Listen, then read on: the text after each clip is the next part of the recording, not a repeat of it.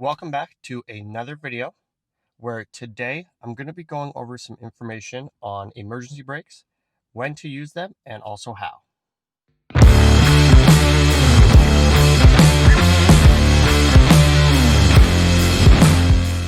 So every vehicle will have an emergency brake, and most vehicles tend to use them in different ways on how to apply and disengage them.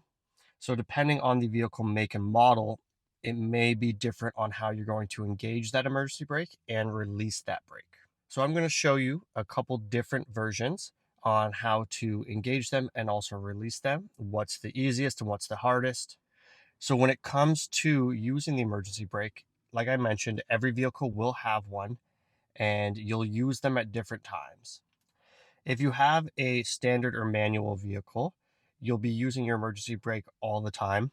Because that vehicle doesn't have a park setting in the transmission, you'll use the emergency brake to hold that vehicle in a stop position when you get out of the vehicle.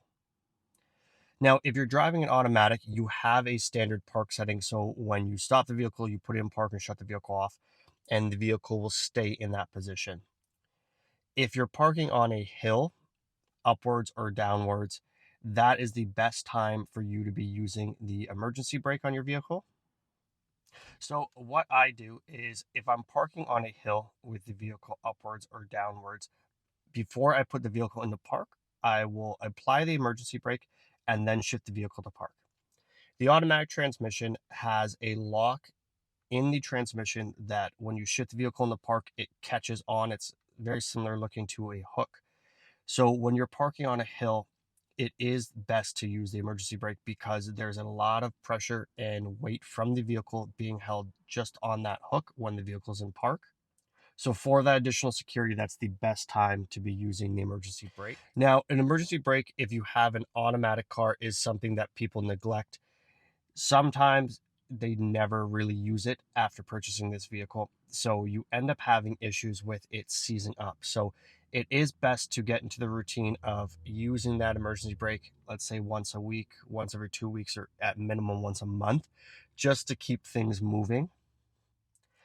Because if you don't use it, the situation when you park on a hill and you apply it, if you've never really used it before, it could put you into a position where the emergency brake will go on, but you won't be able to get it off.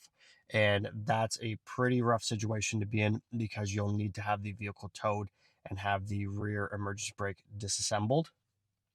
So when you apply your emergency brake, you should see this light here on the dash, the circle with the exclamation mark inside of it. That is indicating to you that the brake is on. So when you disengage the brake, that light should shut itself off. Now, let me show you on a couple different vehicles the styles of e-brakes you may run into and how to engage them and disengage them. So in this Equinox, this emergency brake is a foot pedal. So I'm going to set you up and show you how to apply the emergency brake and then also show you how to disengage it on this vehicle.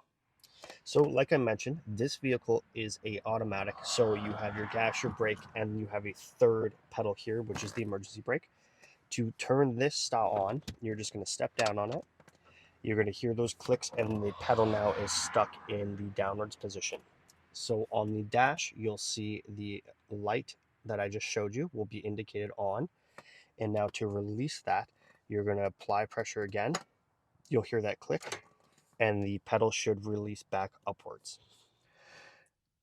So the next style I'm going to show you is the handbrake version. So that is by far the easiest style to use. So let me show you how that one works. So this is another version of a emergency brake to use. This is by far the easiest. So for this style, the general way that this one would work for you is you don't need to push in the lever to apply the e-brake. You just pull it up.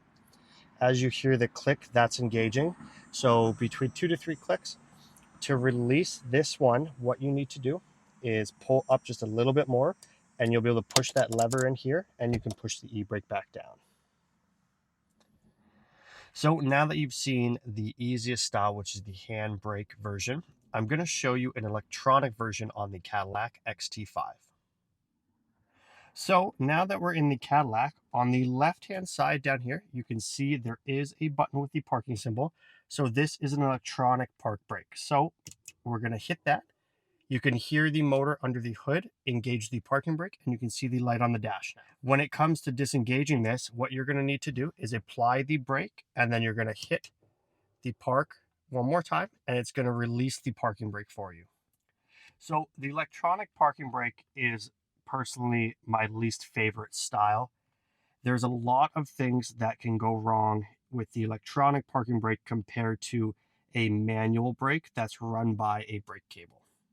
So if you have an issue with the electronic parking brake, the diagnosis steps are a lot more complicated than just inspecting the cable from the handle down to the actual emergency brake pads.